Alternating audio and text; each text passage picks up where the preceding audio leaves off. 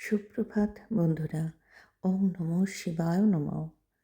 আজ শিবরাত্রির পুজো সম্পূর্ণ করলাম। এখনও সম্পূর্ণ হয়নি। আমার ৩ প্রহরের পুজো সম্পূর্ণ হয়ে আরেকটি প্রহর বাকি আছে। বাবাকে সারাদিন উপোস থেকে বাবাকে প্রথমে পঞ্চামৃত, যেমন প্রথমে গঙ্গা জল দিয়ে স্নান করানোর পর তারপর বাবাকে করলাম দুধ আর সিদ্ধি দিয়ে, আর তার মধ্যে আমার চিনিও ছিল। আর তারপরে ভালো করে দই মাখালাম।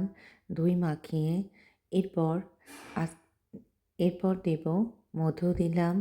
এরপর মধুর পর দেব ঘি। জানো তো, এই যে মনের ভক্তি তোমার বড় ভক্তি। তুমি যেমন পারো তুমি তেমন করেই পুজো করো। তোমাকে কোনো কিছু বাবা ঠিক তোমার দ্বারাই সব কিছু করিয়ে নেবেন। আর এটা ছিল ঘি। ঘি দিয়ে দিলাম। দেওয়ার পর আর জানো, আখের রস, সেটাও ইচ্ছা ছিল আখের রস দেব, কিন্তু আমার কর্তামশাই সেটিও এনে দিল আখের রস।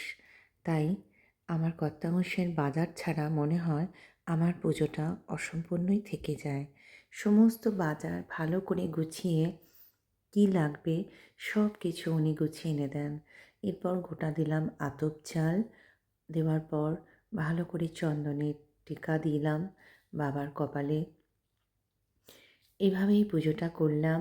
আর এই পুজোর সমস্ত কিছু কাঁটা ফল থেকে ধতুরা ফুল, আকন্দ ফুলের মালা, নীল অপরাজিতা ফুলের মালা, বেলপাতা, সমস্ত কিছু আমার কর্তামশাই আমাকে এনে দিয়েছে।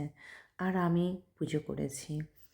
সত্যি বলতে মনের ভক্তি বড় ভক্তি, সেটা তো তোমরা সবাই জানো। আর তোমার কাছে যা আছে তুমি সেটা দিয়েই পুজো করো।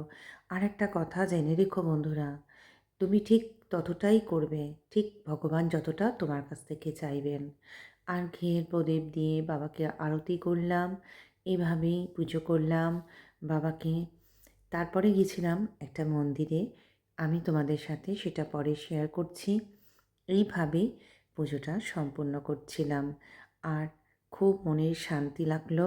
বাবার এই পুজোটা ঠিকঠাক করতে পারলাম। আরেকটা কথা বন্ধুরা, শরীরকে কখনো কষ্ট দিয়ে না। তোমরা যদি সারাদিন না খেয়ে পারো তবেই করো। আর যদি মনে করো না পারছো না, তাহলে শরীরকে কষ্ট দেবে না কখনো। বাবা কখনোই বলেনি নিজের শরীরকে কষ্ট দিয়ে তুমি আমার পুজো করো। মনের ভক্তি বড় ভক্তি। তাই বাবার কাছে একটি বেলপাতাও যথেষ্ট। তুমি একটা বেলপাতা দিয়ে পুজো করলেও অনেক শান্তি। খুব ভালো থেকো।